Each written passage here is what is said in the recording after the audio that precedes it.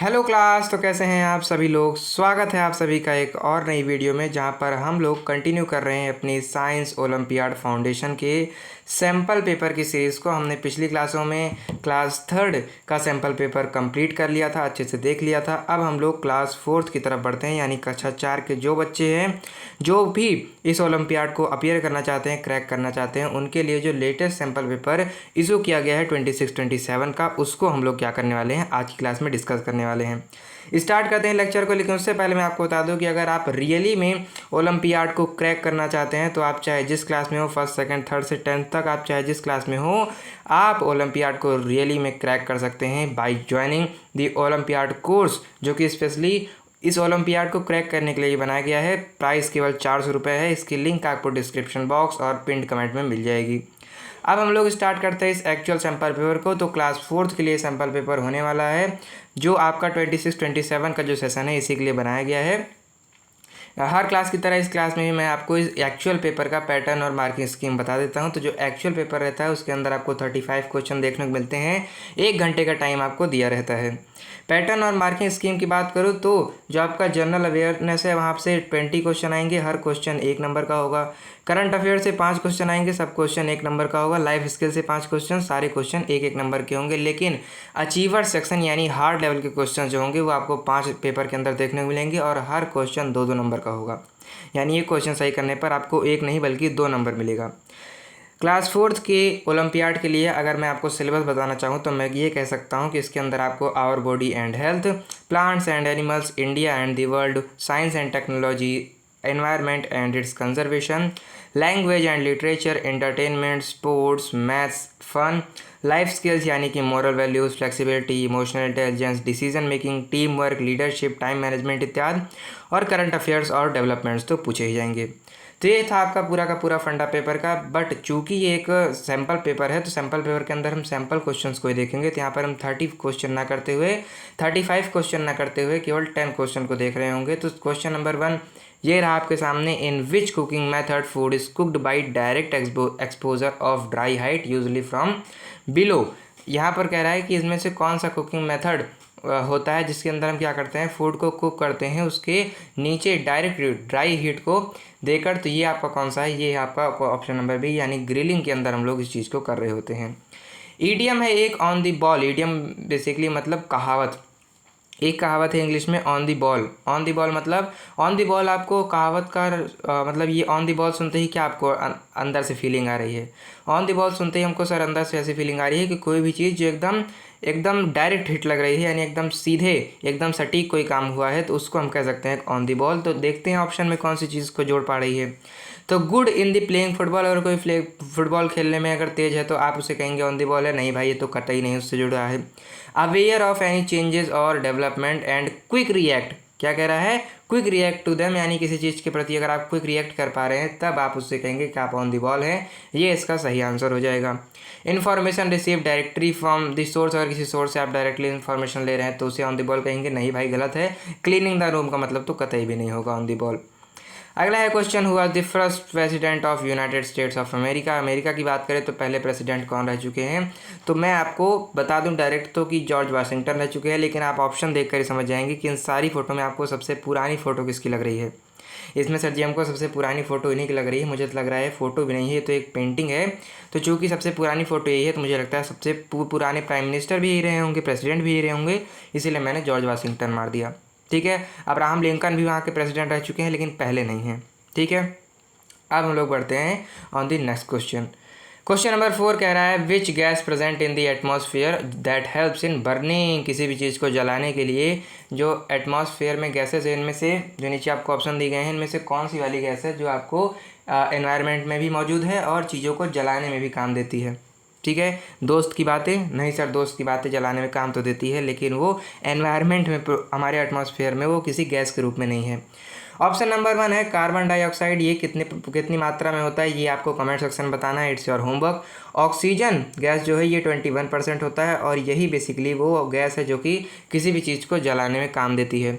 Nitrogen 78% होता है और आर्गन कितना होता है ये भी आपको होमवर्क बताना है। तो इन दोनों का आंसर आपको कमेंट सेक्शन में ज़रूर से ज़रूर देना है। आंसर इसका ऑप्शन नंबर बी, ऑक्सीजन।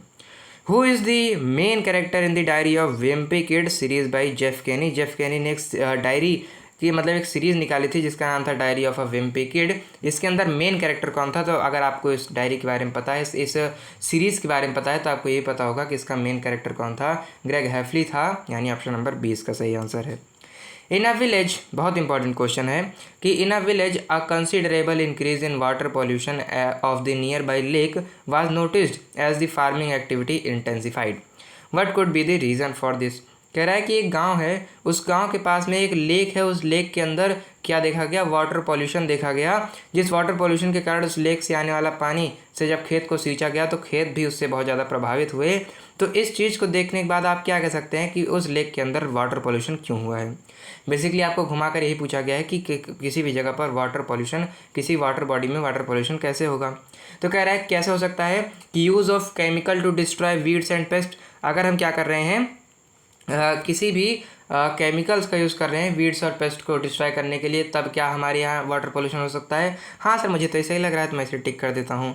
आगे यूज़ ऑफ ऑर्गेनिक मैन्योर, बिल्कुल अच्छी ऑर्गेनिक खाद का यूज़ करोगे तब वाटर पोल्यूशन होगा? नहीं सर जी, जब ऑर्गेनिक चीज़ यूज़ कर रहे हैं तो क्यों होगा। अगला है excessive use of nitrogen containing fertilizer. Nitrogen containing fertilizers का अगर एक्सेसिव यूज़ करोगे तब भी क्या हो सकता है? वाटर पोल्यूशन हो सकता है। तो मुझे तो ए भी सही लग रहा है, मुझे तो सी भी सही लग रहा है। इसका मतलब बोथ ए एंड सी, यानी option number D is going to be the right answer. Okay, let's go to the question number 7। Question number 7 image based question है। कह रहा है कि who among the following is the prime minister of Bhutan. Bhutan जो भारत का पड़ोसी है, इसमें इस समय कौन है प्राइम मिनिस्टर? तो एक है खांगडू वांगचुक, इनको आप जानते ही होंगे। कैसे जानते हैं ये मुझको कमेंट सेक्शन में बता देना। दूसरे हैं ये सोनम टॉपगे और शेरिंग टॉपगे। तो इन दोनों में आपको ये पता चलना चाहिए कि प्राइम मिनिस्टर जो है भूटान के वो कौन है? सोनम टॉपगे? नहीं, वो हैं Tshering Tobgay. Okay, question number 8 कह रहा है आर रेजिलियंट इंडिविजुअल। रेजिलियंट का मतलब बहादुर। ठीक है, बहादुर एक दूसरे वे में बहादुर। ठीक है, बस तो ब्रेव मतलब बहादुर होता है, लेकिन रेजिलियंट एक दूसरी तरीके का बहादुर होता है। कैसा बहादुर होता है, यही आपसे क्वेश्चन पूछा गया है। ऑप्शन नंबर ए है कौन है रेजिलियंट? जो चैलेंजेस को अवॉइड कर दे, यानी वीर तुम बढ़े चलो, वीर तुम बढ़े चलो, सामने पहाड़ है तो बगल से निकल चलो। हाँ, तो अगर तुम बगल से निकल चल रहे हो, सारे चैलेंजेस को अवॉइड कर रहे हो, तब क्या तुम रेजिलियंट हो? नहीं भाई, कतई रेजिलियंट नहीं हो। गिव्स अप ईजिली, यानी आपसे थोड़ा सा 2 सेंटीमीटर बड़ा आदमी आपके सामने क्या आ गया, आप तो उसके हाथ पैर पड़ गए, भैया हमको छोड़ दो, मैं आपसे नहीं कुछ कहूँगा। आपने बहुत जल्दी से आसानी मान ली, तब तब आप बहादुर माने जाएंगे? नहीं भैया, घर आने के बाद मम्मी मारेंगी, पापा ही मारेंगे। सीक्स कांस्टेंट एजिस्टेंस, यानी आप सब जगह क्या करते हैं? कांस्टेंट एजिस्टेंस यानी सब जगह आप बेसिकली सेवा करने के मौके में रहते हैं, तो फिर इसका मतलब भी आप ब्रेव नहीं हैं। अगला है bounce back from setback and learn from his और हर फेलियर्स, यानी अगर कोई है जो कि अपने सेटबैक्स यानी अपने फेलियर से क्या कर रहा है? अपने फेलियर से सीख रहा है। और क्या कर रहा है? फेलियर से सीख रहा है। और जो उसके सेटबैक्स आ रहे हैं, जो फेलियर आ रहा है, उससे बाउंस बैक कर रहा है, यानी उससे ओवरकम कर रहा है, उसको छोड़कर आगे बढ़ रहा है। और आगे केवल बढ़ ही नहीं जा रहा है, बल्कि उससे जो गलती हुई थी उस गलती से सीख भी रहा है। ये है बेसिकली एक रेजिलियंट का नेचर। यानी इन सभी ऑप्शन को पढ़कर हमें ये पता चल गया कि इसका राइट आंसर है option number D. Question number 9 और क्वेश्चन नंबर 10, जैसे कि मैंने आपको बताया, अचीवर सेक्शन का क्वेश्चन होता है, the hardest question of the paper. और यही दो क्वेश्चन मैं ऐसा मानता हूँ कि यही दो ऐसे क्वेश्चन होते हैं जो बेसिकली आपकी मेहनत को चेक करते हैं, बाकी और सारे क्वेश्चन तो आसान ही हैं। तो इस मुश्किल वाले क्वेश्चन में एक क्वेश्चन आपको देखने को मिल गया है। रुक जाओ मेरे भाई। ऑलराइट, तो क्वेश्चन नंबर 9 क्या कह रहा है? क्वेश्चन नंबर 9 बेसिकली क्या कर रहा है? ये जो आपका क्वेश्चन नंबर 9 है, रुक जाओ यार। हाँ, तो जो आपका क्वेश्चन नंबर 9 है, यहाँ पर बेसिकली आपको मैच करना है पेयर को। कौन से पेयर को? इनकरेक्ट पेयर को, यानी एक ऐसा पेयर जो कि इनकरेक्टली मैच है। तो एक साइड में आपको दे रखे हैं जो बेसिकली ट्रॉफी मिलती हैं, कई सारे कप होते हैं, वो कप आपको यहाँ पर लेफ्ट साइड में दे रखे हैं, और राइट साइड में आपको दे रखा है कि उस कप की एक्सप्लेनेशन, यानी वो ट्रॉफी किसी को कब मिलती है। ठीक है, तो सबसे पहला है आपका ऊबर कप। ऊबर कप किसी को कब मिलेगा?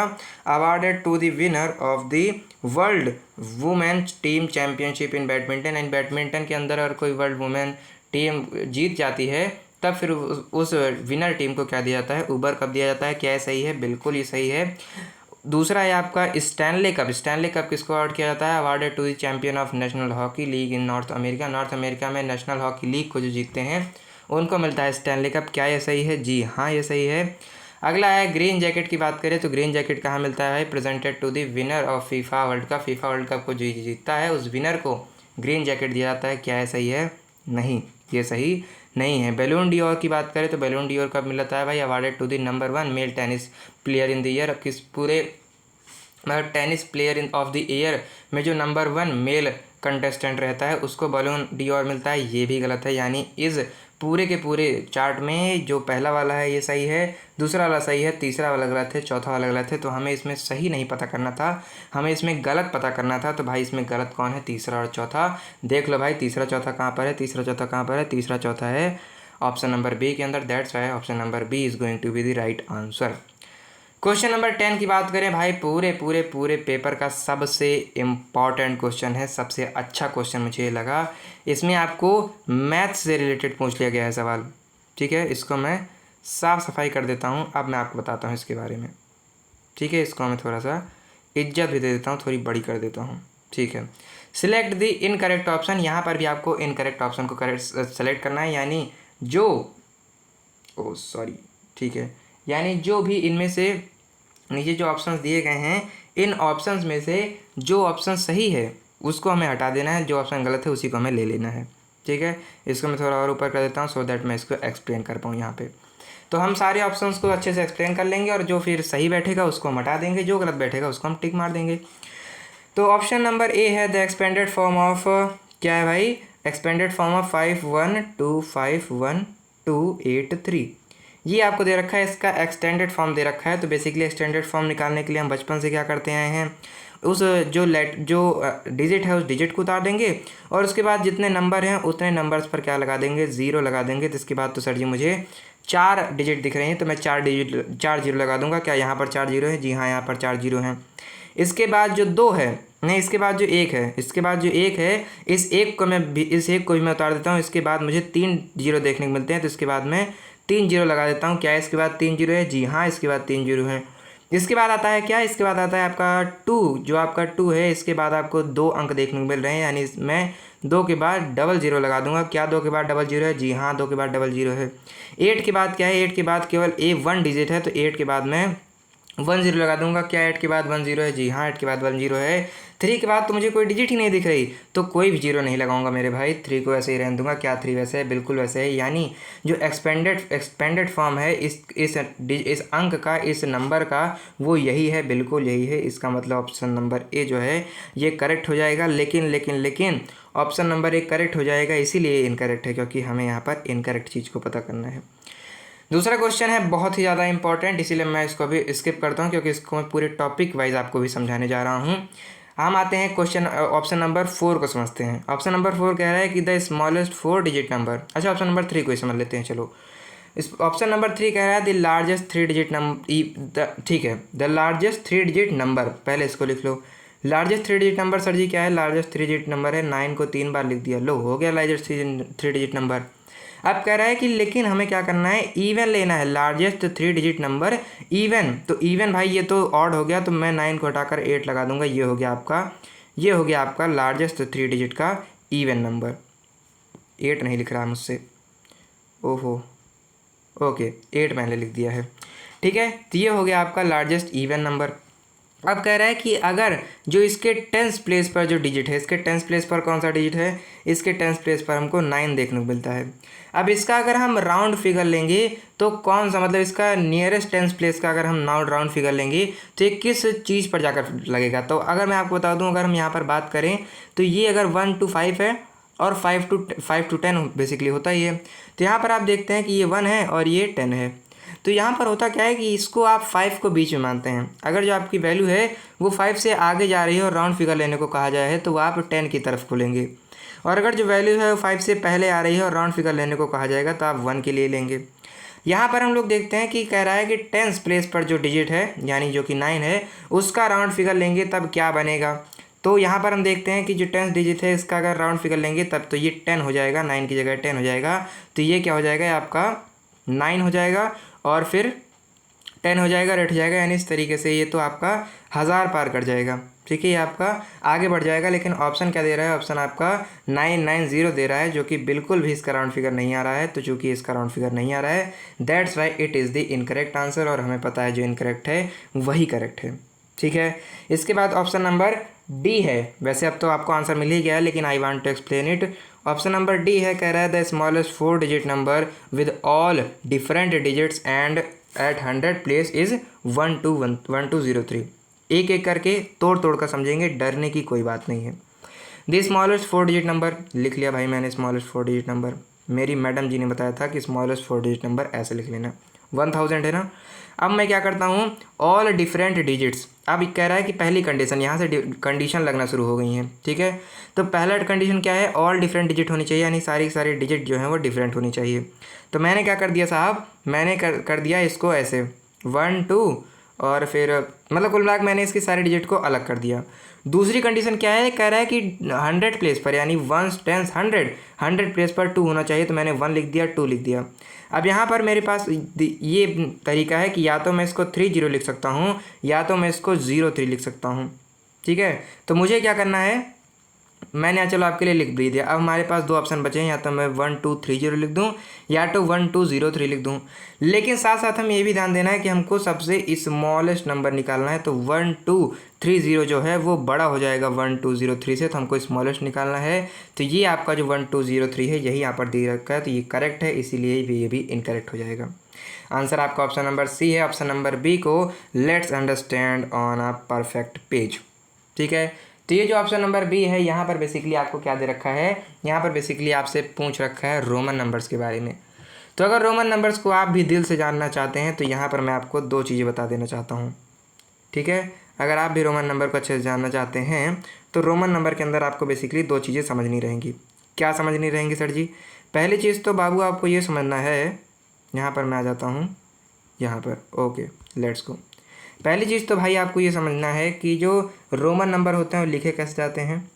रोमन नंबर लिखे कैसे जाते हैं, तो जो 1 है उसको हम लिखते हैं आई, जो 2 है उसको हम लिखते हैं आई जो 3 है उसको हम लिखेंगे आई, जो 4 है उसको हम लिखेंगे आई एक्स, 5 को लिखेंगे हम एक्स, नहीं सॉरी ये तो कहाँ चले जा रहे हो सर तुम। आई को लिख देंगे आई वी, 5 को लिख देंगे वी, इस तरीके से फिर V I, V double I, V triple I X and then X हो जाता है आपका 10। ठीक है, ये हो गया आपका 1 to 10। इसके बाद इधर आपको कुछ चीज़ें जान लेनी है, जैसे जो सी होता है इसका मतलब होता है 100, जो एल होता है इसका मतलब होता है 50, जो डी होता है इसका मतलब होता है 500। ओके हमें पता चल गया। दूसरा, रोमन नंबर में आपकी क्लास में नहीं पढ़ाया जा रहा होगा, लेकिन चूंकि आप अचीवर्स हैं, आप अचीवर सेक्शन का क्वेश्चन कर रहे हैं, दैट्स वाई मैं आपको यहाँ पर एक अलग ही चीज़ बताता हूँ जो कि आपको समझ में आनी चाहिए कि हम अगर जब इस चीज़ को पता करेंगे तो हम देखेंगे कि ये जो साइन है और इसके साथ जो नंबर आ रहा है इसके बीच का रिलेशन क्या बन रहा है। हम ये देखते हैं कि जब तक ये एक चीज़ हमने ये नोटिस की कि जब जो आई है छोटा और मान लीजिए वी है बड़ा, तो हमने ये देखा कि जब तक हमारा जो छोटा नंबर है वो बड़े नंबर के पीछे है, ठीक है, तब तक हम सब्ट्रैक्ट कर रहे हैं, और जैसे ही वो आगे आ जा रहा है तब हम उसे ऐड कर दे रहे हैं। कैसे भैया? यहाँ पर आई का मतलब होता है 1 और वी का मतलब होता है 5। ठीक है, अब हमने ये देखा कि चूंकि जो आई है वो वी के पीछे है, इसलिए हम इसको सब्ट्रैक्ट करेंगे तो 5 माइनस 1 हो जाएगा 4, दैट्स वाई हम आई वी को 4 बोलते हैं। लेकिन यही अगर हम उल्टा कर दें, वी को आई के सामने ले आएँ तो ये हो जाएगा वी आई, और वी आई आपका क्या बन जाएगा, आई सामने आ गया तो अब ये घटेगा नहीं, अब ये जुड़ेगा।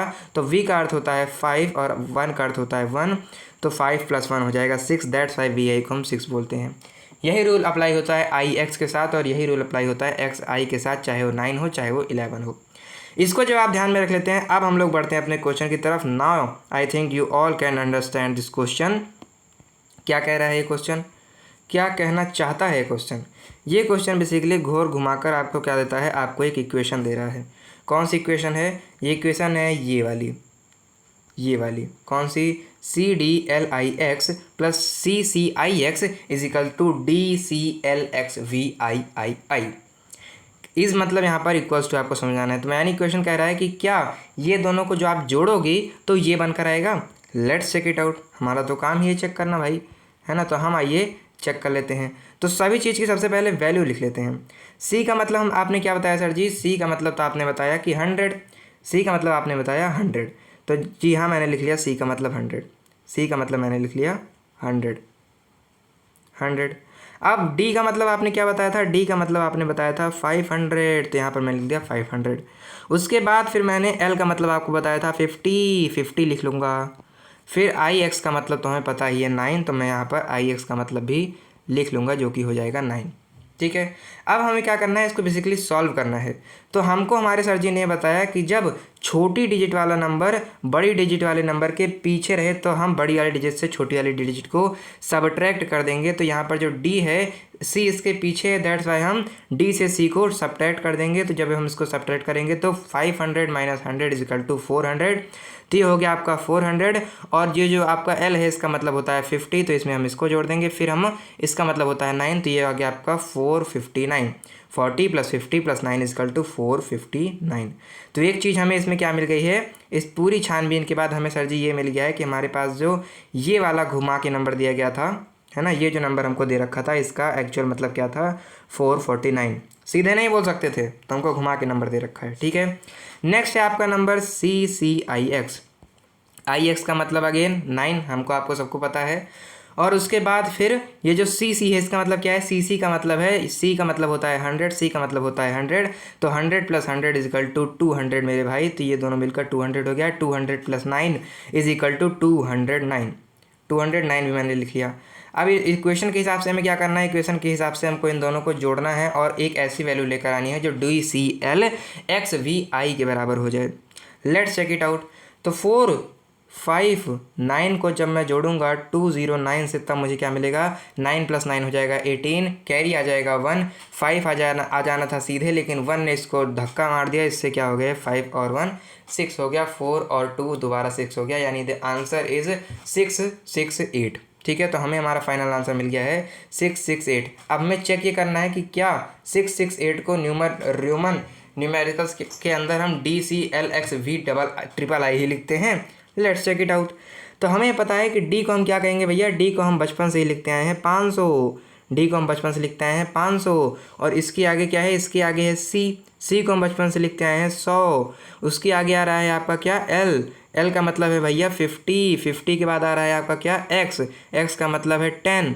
और 10 के बाद आ रहा है VIII का मतलब क्या होता है? ये होता है 5, ये होता है 6, ये होता है 7, ये होता है 8, यानी इसका मतलब होता है 8। बहुत ही प्यारा इक्वेशन है। अब पिछली बार हमने क्या देखा था कि जो C है वो D के पीछे है, इसलिए हमने इसको सबट्रैक्ट कर दिया है। लेकिन इस बार जो C है वो D के आगे है, इसलिए हम इस बार इसको सबट्रैक्ट ना कर ऐड कर देंगे। तो 50 + 100 हो जाएगा आपका 600। उसके बाद आ गया आपका 50 + 10, 50 + 10 हो गया आपका 60। उसके बाद +8, यानी 60 + 60 + 8 = 668। 668 दोनों साइड बराबर हो चुका है। चूंकि दोनों साइड बराबर हो गए, that's why we all can say that this equation is totally true. लेकिन हमको तो सर जी फॉल्स निकालनी थी, इसीलिए ये भी गलत हो जाएगा। सही हो जाएगा केवल आपका ऑप्शन नंबर C। ठीक है। तो ये था आपका पूरा माल मसाला, ये था आपका पूरा का पूरा content.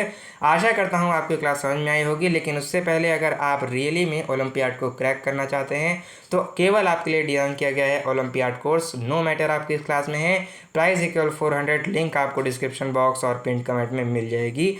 Don't forget to check it out. अगर आपको क्लास अच्छी लगी होगी तो धन्यवाद आप सभी का अभी तक इस वीडियो में बने रहने के लिए।